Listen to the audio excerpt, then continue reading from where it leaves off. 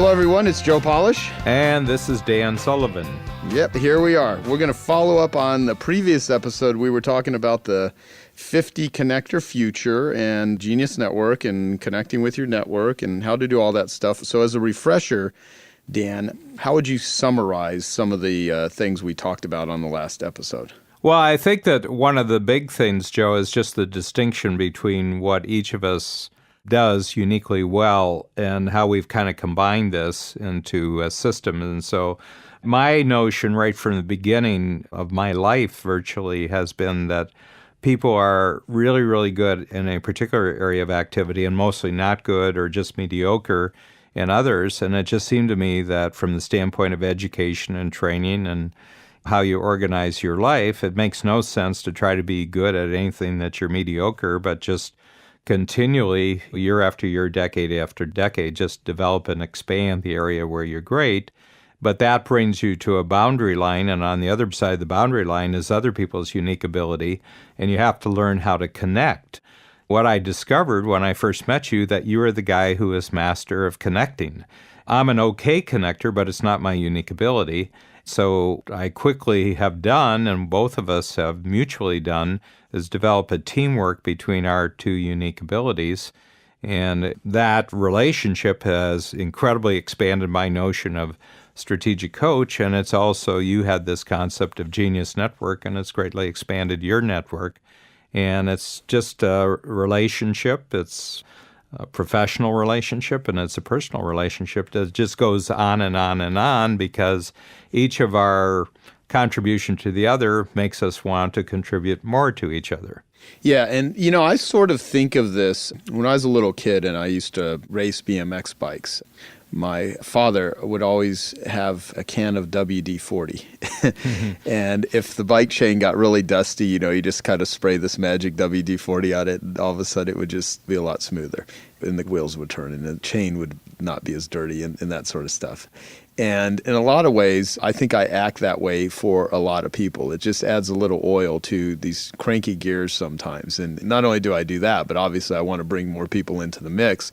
And if you think of in your life, you hire all kinds of different capabilities. I mean, you have a chef, you have a driver, you have a housekeeper, you have a team of 100 people that support you. You have really built this great life, and you make money so that you can live a great life. And you make money because you have set things up in a way that allow you to do the best that you can do.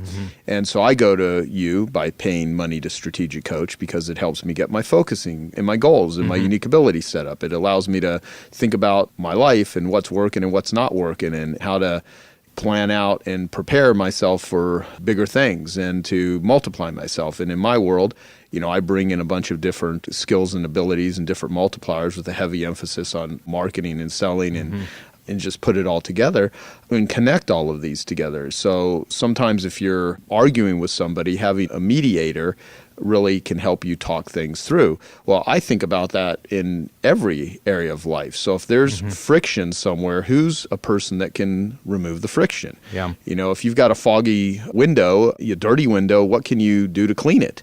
What's the Windex? And so in a lot of ways, I want to connect people with all kinds of things that are simply going to not only help them reach their opportunities and make things better and get rid of problems and challenges, but I also want to reduce suffering.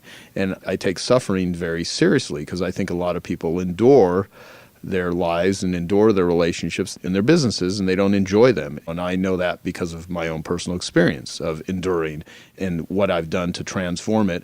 And it gives me tremendous joy in being able to connect someone with someone else. It's not just a money thing. I mean, I really get off on the fact that I can, you should call this person. You should talk to this person. You need to meet that person. Let me interview that person. That's really comes natural to me. And what you've pointed out, that doesn't always come very natural to you. No. What does come natural to you is the way that you help entrepreneurs focus. So when you can connect those two skills together, it just makes each person that much more capable. Yeah. So I think of what we're doing here at 10X Talk is capability conversations.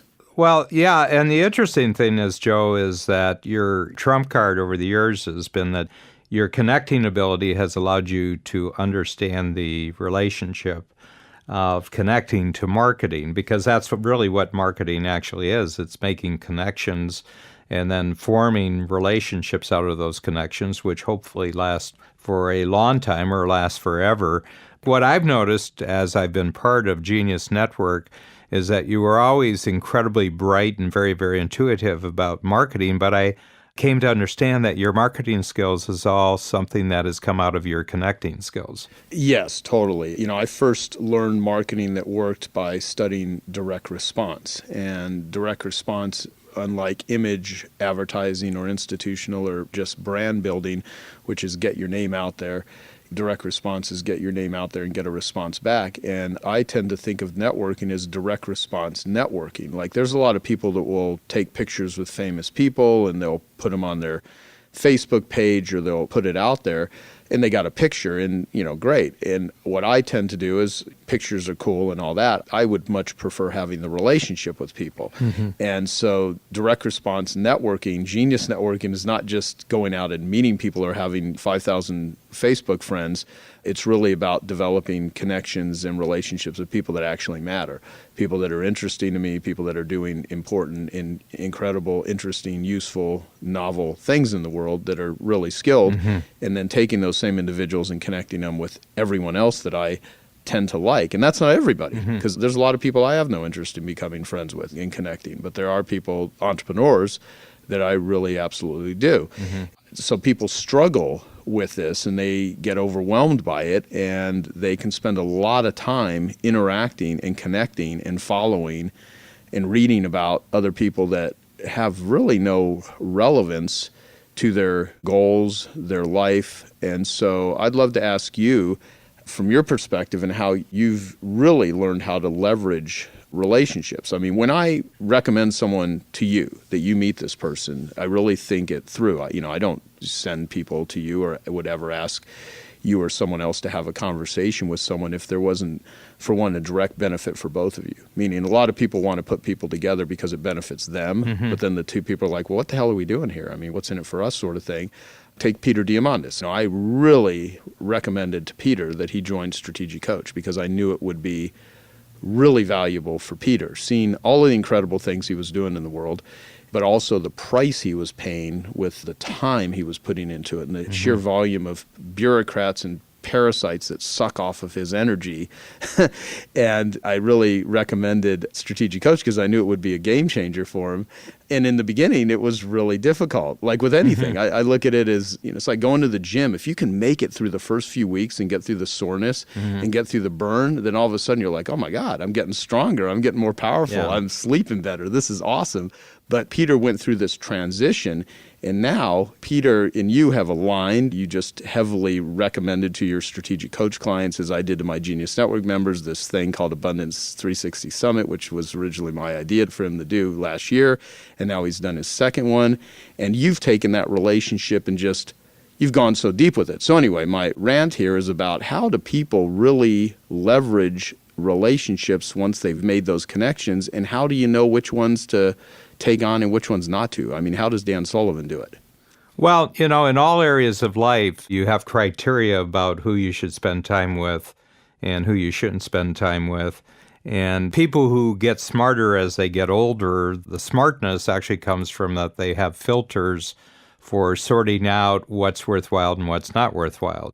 I've never met an entrepreneur who has doubled their income and gone 10 times with their income who hasn't done it by creating some incredible filters that they know when something's worth their time and attention and investment, and they instantaneously know when it's not. I can just tell everybody, that we've all had this experience just in the area of dating. When you're a teenager, almost anything is a possibility, but as you go along and you have experiences, and some of them are very painful experiences, and then you begin to realize that your life partner or someone that is just going to be a lifetime friend is basically, it falls into a very, very small circle of humanity. There's 7 billion people on the planet, but you're not looking for 7 billion. You're actually looking for a very small number. And the way you find them is that you make judgments about who's worth your time, and that's how we become successful more and more in all relationships and friendships. So it's really criteria. And I have 6 criteria that I really use to take a look at who's going to be in my life from this point forward. I got a lot of people in my life who are a result of everything I've done up until now, but when I look ahead, let's say over the next quarter century, next 25 years, I said they have to fall into this area of criteria, and I just have 6 of them. The first one is that they have to be really grateful and generous people. Next thing is they have to be creative. They have to have a way of thinking about things that produces new ideas and new connections, and they have to be very cooperative. It's easy to work with them. And then just working with them constantly creates bigger opportunities. And then out of the cooperation, something ingenious gets created in the world.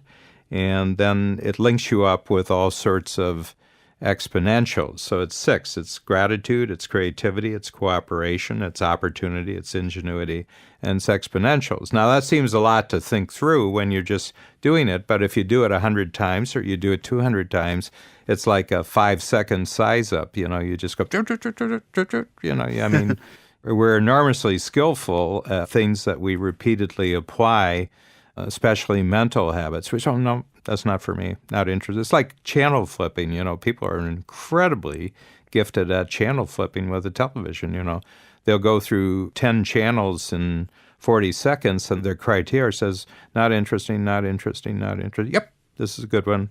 Is it interesting more than a minute? We have all these criteria, and we don't realize that we have it.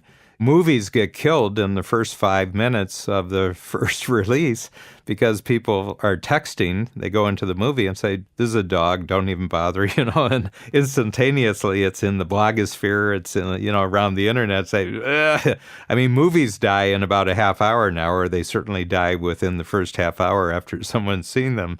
And the reason is people got criteria. This is just not interesting, and everything else. And we're shoppers. We go into Walmart, which has 50,000 products, but we're only looking for about 6 or 7 things, when you go in. Nobody goes into a supermarket and buys 50,000 things.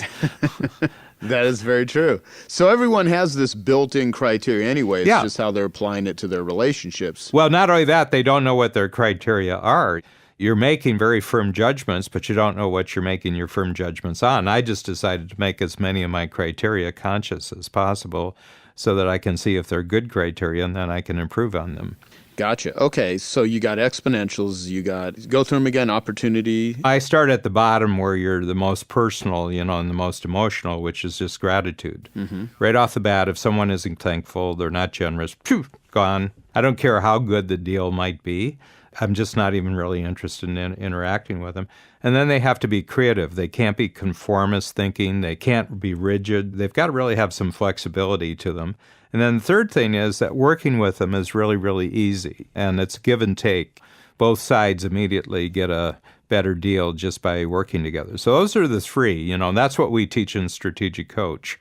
Those are the 3 things that we really concentrate on is gratitude, creativity, and cooperation. And that prepares you for a much bigger world.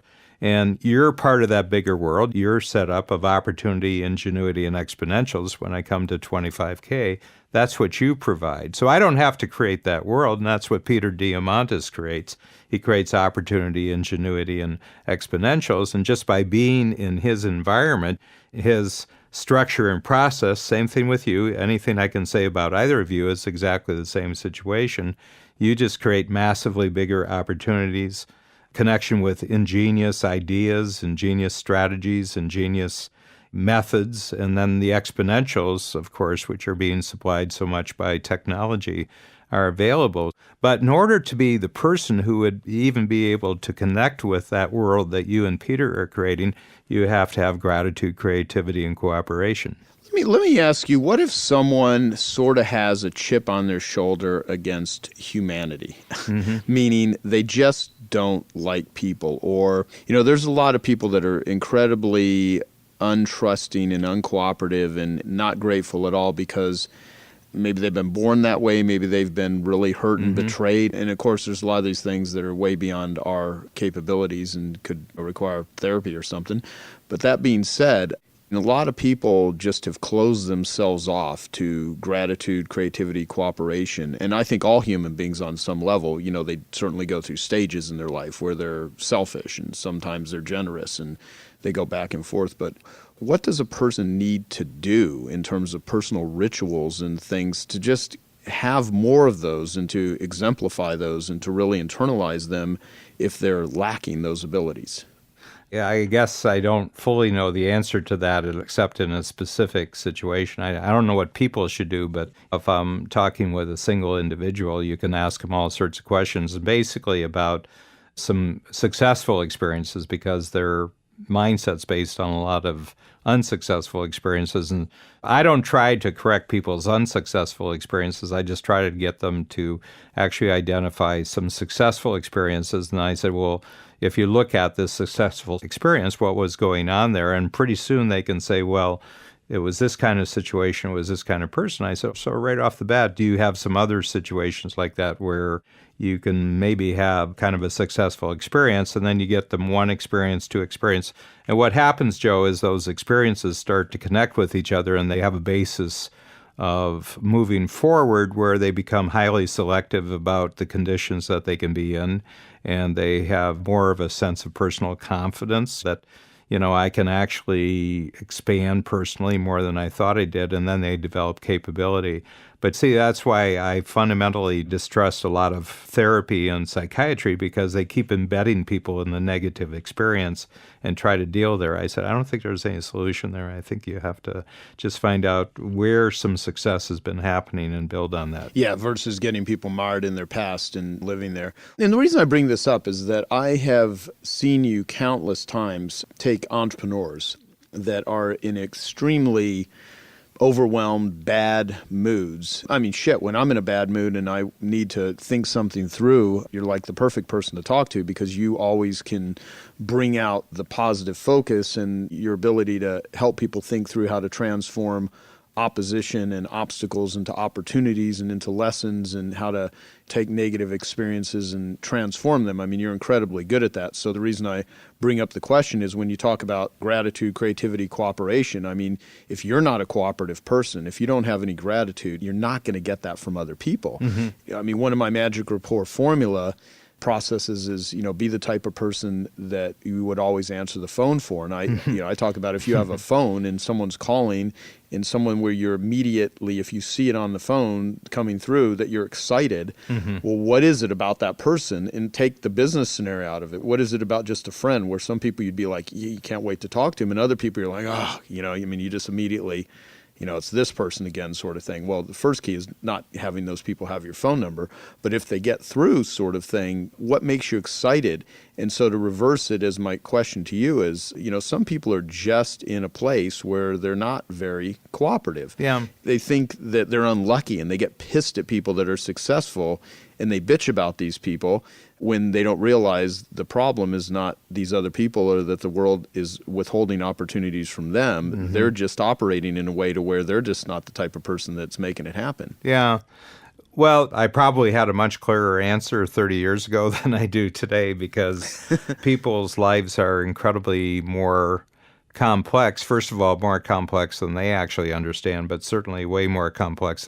And the other thing, Joe, and it's just a thought that I've been thinking over the past year, is that I think every individual is essentially and uniquely self-organizing. So just for an example, is that I realize that I am remarkably similar to a 6-year-old that I remember wandering around a farm in northern Ohio. And I realized my entire life has really been about expanding an incredibly kind of wondrous set of experiences I had just being a kid wandering around through woods and forests when I was 6 years old. But on the other hand, I had a mother that really encouraged me to leave home and learn about the world. And so what I've done is that I've essentially taken that early experience of who I am when I'm very, very young and 6 years old, and I've essentially kept reproducing it out in the world.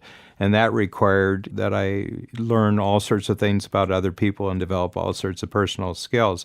So I've come to believe that if I'm working with Joe Polish, he started doing that at 6, and Peter Diamandis, I'm sure that if you took the Peter that is there today and you moved him back to 6 years old, there's a remarkable similarity in the general approach to day-to-day situations and to life in general. So I don't know that stuff. I think what you call self-knowledge is just people beginning to recognize that there's this fundamental, very, very unique organizing principle that's been going on in their life from the moment. And the things they choose in life is either in support of that early experience or not experience. Having said that, the early experience can be incredibly negative. So what a lot of people do is that they keep self-organizing into more extreme negative situations. I just don't have any answer to that. I mean, there's wiring in the brain, there's wiring in the nervous system. You just don't know what's going on with another person. I believe that if you grow up in a very violent neighborhood and your mother was a heavy crack cocaine user, you've probably been severely damaged in your nervous system and your brain even before you come into the world, and everything you see around you is negative in that. And I don't know if there's any comeback from that. I just don't know. And why it's important that children get born and nurtured in really positive circumstances. I did. My mother said I was the happiest baby she ever knew. That's my general approach. I just feel that life is a really happy place. But there have been times in my life where I worked against that and I made myself miserable, and I had to learn not to do that. Right. Well, I remember on this audio you have called Going Against Gravity for, the personal economic system about taking free days. And you were talking about, a really worn out, tired, cranky brain. And your response is, I don't know the solution, but I would bet that taking free days would probably be really helpful for that brain. A lot of times the solution is this rest. And the other thing, too, you wrote a great book, which if this is resonating with anyone listening and they're like, yeah, because I brought this up because there's a ton of people that are incredibly successful that listen to 10X Talk, and I know there's some really incredibly successful financially people that have, quote unquote, the trappings of success, money and power, but they're not very happy. And so I bring that up because I just want them to really look at ways to think about their future so that they not only can have great success, but they can have enjoyment along the way. And you wrote a book called Laws of Lifetime Growth, how to make your future bigger than your past. And so without going deep into that, I will just recommend a great book. And I would highly encourage everyone listening to this if they've not read your book. Well, that was our big seller. Most of the books that I've produced are self-produced. I think I have 13 books now. And that was the only one I went through a publisher. The experience was so painful and it took such a long time. I said, I don't know if I really want to do this again. But, it was translated into, I think, 20 languages. And, in the U.S., if you produce a nonfiction book and you get 10,000, it's a bestseller. So we did 13 times bestseller with it. But we got incredibly good reviews around the planet. It's used in schools and everything else. But it's just how you think about your thinking in a world that is radically changing in ways that people weren't trained for and aren't prepared for. It has a lot to do with setting yourself up for, if really good things can happen, you're setting yourself up for those really good things to happen to you. Well, so let me ask you, so if a high-level entrepreneur, a 10X entrepreneur, they start building a 50 connector future today, they identify 50 amazing individuals, what's the bigger and better future they can expect from doing it? Yeah, well, first of all, just a little instruction, start with one. Start with one, those criteria that I have of gratitude and creativity and cooperation, and then opportunity, ingenuity, and expansion. Use them and say, well, among all the relationships I have, who's the person that would have the highest score on that credential? And then go out and start developing the relationship with that person. And people say, well, I'm going to go after all 50. And I said, well, you don't know 50. You know one. You don't even know what one looks like until you develop the first relationship. I remember one of the workshops, this guy had inherited $28 million. He came to his first workshop and he said, I've just come up with a solution for the financial planning for everybody in the world. And he said, I just want to get the marketing so we can get out to as many people. And he was talking along for a while. And I said, this solution do you have? Have you actually done it with one person to see that? No, we have to go really big with this. And I said, you don't even know what you're doing. I said, you have to start with one person. Joe, you started with one person and helping them with their marketing, and then 2, and then 4. It went exponential. But exactly. People are always trying to take over the world, and they haven't even taken over the backyard. I love that. I love that life. We have a mutual acquaintance, and he wants to entrepreneurially transform the world. And he showed me his latest plan. And he says, we're going to take the top 100 problems, human problems, and we're going to create a system for transforming them entrepreneurially. And we're going to teach people how to do this. And I said, well, do you have one person you're teaching? He said, well, no. I mean, it's got to be really big. And I said, are you working on one problem? And he said, no. He said, you got to go after all 100. And I said, well, good luck. Yeah, no, exactly. In another lifetime, we'll be having that conversation. Yeah. That is comedy. Yeah. No, that's great. So what I'd like to do, Dan, to kind of wrap up this one, I want to go into discussing on the next episode we do about an abundance neighborhood, which I think will be an incredibly useful conversation because I think this all ties in. And so for people, Dan actually did a interview with me that was on a previous episode about the magic rapport formula and how I actually build Genius Network. So if you want to hear me talk about how I go out and connect and develop relationships with people and what I do, that's explained there. Any other suggestions? I think that it was great that you mentioned that because I think that if you look at your 9 criteria that you have, and this was a very observant coach, another coach, not me, but another coach who just sat down with you and just immediately knocked out these 9 criteria, and they ring true. I mean, why it's so valuable is because it actually rings true. And then you just go up against my criteria because I'm just looking for big general environments. And if you combine your list with the list of grateful, creative, cooperative, opportunity, ingenuity, and exponentials, you see they match up perfectly. So that might be a nice little bit of homework for people before they listen to how we talk about the abundance neighborhood. Yep, absolutely. Great. Well, as always, thank you, Dan. And to all our listeners, thank you for listening to 10xtalk.com. You can post your comments at 10xtalk.com. And if you have some individuals in your life that you think would be well served to listen to this, go ahead and do it. Pick up a copy of Dan's book, How to Make the Laws of Lifetime Growth, How to Make Your Future Bigger Than Your Past. You can see all of Dan's books at strategiccoach.com or just do a Google search. And we'll talk to you next time on 10X Talk. Thanks. Thank you.